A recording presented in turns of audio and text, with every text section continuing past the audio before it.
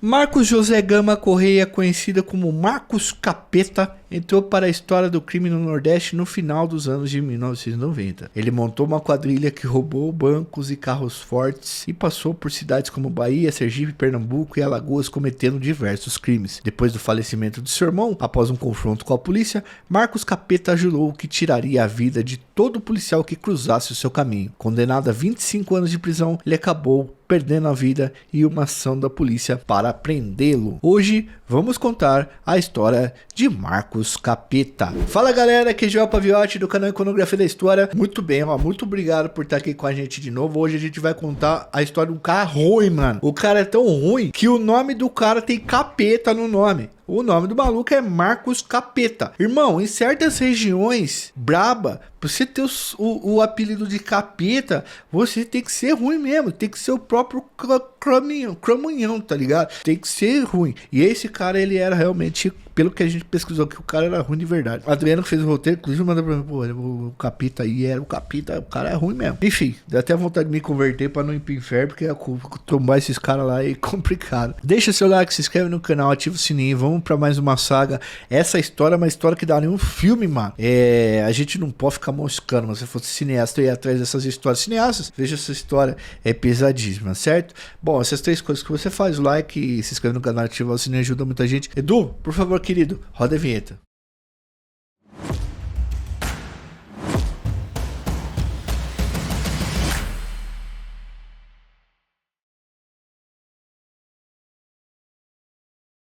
Galera, vamos pro nome do cara. Marcos José Gama Correia é conhecido como Marcos Capeta e já foi considerado o bandido mais perigoso da região da Bahia e de Sergipe. Ele nasceu em Sergipe, mas passou parte da vida na região do São Francisco, na fronteira entre Bahia, Pernambuco, Sergipe e Alagoas. Galera, essa região Bahia da fronteira entre, é tipo um triângulo, tá? Da Bahia e Sergipe, Pernambuco e Alagoas e tal, seria na verdade um quadrilátero ali. Essa região de tráfego entre esses quatro estados já deu origem a muita bandidagem, muita gente ruim, muito crime que dá pra fazer crime em vários estados diferentes ali, porque é rapidinho pra chegar num lugar ou no outro. Bom, o Marcos, ele decidiu entrar para o mundo do crime depois que o seu irmão perdeu a vida nas mãos de policiais militares baianos. O irmão de Marcos, Capeta, estava envolvido com plantação de erva na região de São Francisco e acabou perdendo a vida numa troca de tiros com a polícia. A gente já falou que essa região tem uma grande produção de chá verde.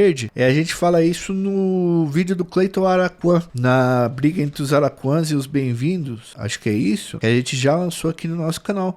O Marcos Capeta entra mais ou menos nessa origem aí, nessa região, que foi uma região que produziu muita gente que pegou em armas. Bom, depois do falecimento do irmão, Marcos afirmou que eliminaria qualquer policial que cruzasse seu caminho. Ele pegou ódio de polícia. Para contar essa história, mais especificamente aprofundada para vocês, vamos usar como principal fonte dois programas. O do Linha Direta, exibido na Rede Globo de 12 a 19 de agosto de 1999, além de notícias dos jornais da época e artigos que analisam tanto esses programas como analisam os crimes e as coisas que marcaram a vida do Marcos Capeta. Então a gente tem esse episódio da Globo, mas ele é um episódio que ele tem um viés, mas a gente procurou em outros artigos, nos jornais, se aprofundou para trazer para você as várias nuances do Marcos Capeta. Depois do falecimento do irmão dele na mão da polícia, Marcos passou a andar com armas de grosso calibre e se auto-intitular o Novo Lampião. É interessante porque vários caras se basearam foram influenciados pelo Lampião e vários caras se autodenominaram Novo Lampião nessa região. Marcos Capeta montou uma quadrilha de vários caras brutos também e passou a roubar bancos na região. Por isso que a gente fala que o sistema de Novo Cangaço, ele nasceu meio que na região Nordeste. Porque vários caras, a gente tem vídeo aqui falando do Valdetário Carneiro, do Zé de Lessa, vários caras nessa região, eles fizeram esses corres de assaltar bancos em cidades. O primeiro crime de roubo seguido de execução aconteceu em 1997 em Feira de Santana. E o Marcos Capeta vai ficar especialista nisso. Dali pra frente, ele foi construída uma extensa ficha criminal. Ele não tinha medo de enfrentar a polícia, né, porque tinha ódio dos caras. Foi uma das coisas que, segundo ele, levou ele pro mundo do crime. E metia bala em quem, mano, aparecesse no seu caminho, tá? Não tinha muita conversa, muito diálogo com o Marcos Capeta, não. E um dos assaltos praticados por sua quadrilha, eles tiraram a vida de 3 policiais militares que nem estavam oferecendo resistência. A sua quadrilha, pessoal, roubou o Banco do Brasil na cidade de Cícero Dantas, na Bahia, e eliminou esses 3 policiais. Eles só foram atender as ocorrências, mas não teve nem troca de tiros. Os caras foram executados mesmo na emboscada. Não tiveram nem chance de reagir. Em novembro de 1997, apesar de sua aversão à polícia, né, Marcos Capeta resolveu se unir com o cabo Almir de Matos para roubar um carro forte que levava R$106.000 para o Banco do Brasil de Serrinha, cidade próxima à Feira de Santana. Ele não se uniu a um policial, na verdade ele se uniu a um bandido que fazia parte das forças policiais. Por isso ele aceitou por conta do negócio. Depois do roubo, o cabo Almir ficou com 80 mil do valor roubado e Marcos Capeta se arrependeu de ter se unido a ele. Falou, o cara é polícia, não gosta do cara e o cara ainda é desonesto. Marcos então resolveu se vingar de Almir e ele acabou tirando a vida do cabo na frente da casa da namorada e da família da mina. Deu mais de 20 tiros no maluco. O falecimento de mais um policial fez com que Marcos Capeta e seu bando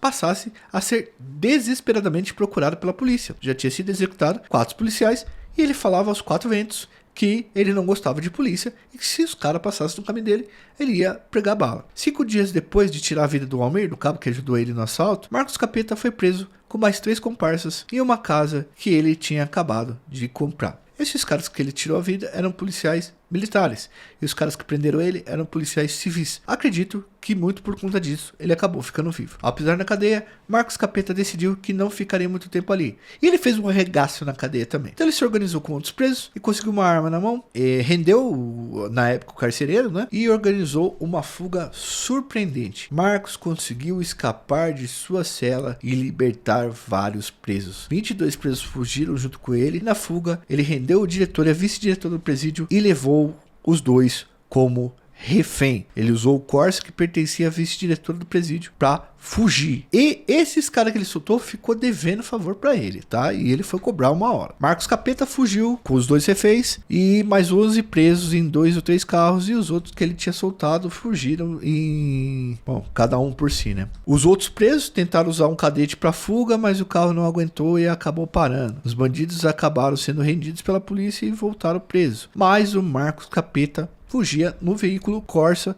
com os outros 2 reféns. Durante a noite, ele liberou os 2 reféns, o diretor e a vice-diretora, e seguiu em fuga com uma caminhonete. Apenas em março de 1998 a polícia voltou a ter pistas de Marcos Capeta. Ele deu um tempo e aí em 98 a polícia voltou a encontrar Marcos Capeta e sua quadrilha. Eles foram localizados próximo de Salvador cometendo um assalto. Eles estavam, enfim, numa correria, numa fuga após ter assaltado um banco em Sergipe e entraram na Bahia e acabaram trocando tiro com a polícia. Marcos Capeta e seu bando conseguiram escapar mais uma vez do cerco policial. De acordo com a polícia, Marcos tinha feito um acordo com 2 famílias plantadoras de chá verde na região da Caatinga e ele acabou sendo caçado por policiais especializados na Caatinga, mas os caras também não conseguiram pegar ele quando ele visitava essas plantações. Em troca da segurança de Marcos, essas famílias ajudaram a manter o cara longe dos olhos da polícia. Então ele falou assim, ó, vamos fazer um pacto aqui. Eu controlo a bandidagem de não vir tomar as coisas pra vocês,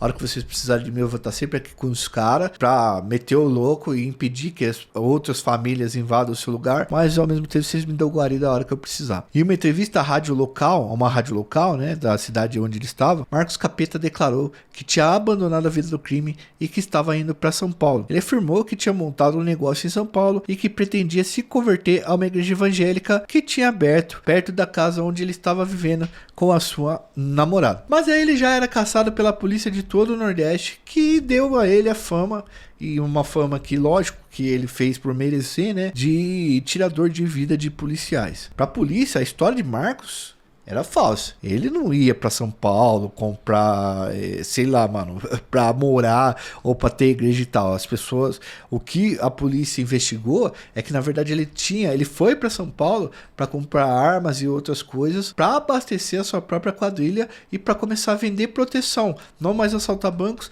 mas a vender proteção para fazendeiros locais e principalmente fazendeiros que vendiam, enfim, substâncias ilegais, plantavam substâncias ilegais. Em 12 de agosto de 1999, a história do Marcos Capeta foi contada num episódio do programa Linha Direto, porque a fama dele já era muito grande. O programa terminou com um apelo para que quem tivesse informações sobre o paradeiro do criminoso entrasse em contato, que era o que Linha Direta fazia, né? Esse apelo acabou funcionando. Marcos Capeta foi denunciado por pessoas que viviam na região onde ele estava escondido, tá? Pessoas que viam ele ali e talvez não conhecessem tanto a fama do Marcos Capeta, porque o Linha Direta não deu conta de contar o tanto de fita que ele fez de errado. Segundo o delegado que investigava o caso, Marcos Capeta tinha ido para Brasília dias antes para comprar umas armas para recomeçar a assaltar bancos e carros fortes no oeste da Bahia para fazer um caixa, tá? Mas antes que ele pusesse o seu plano em prática, ele acabou denunciado graças à popularidade que o programa da Rede Globo, né?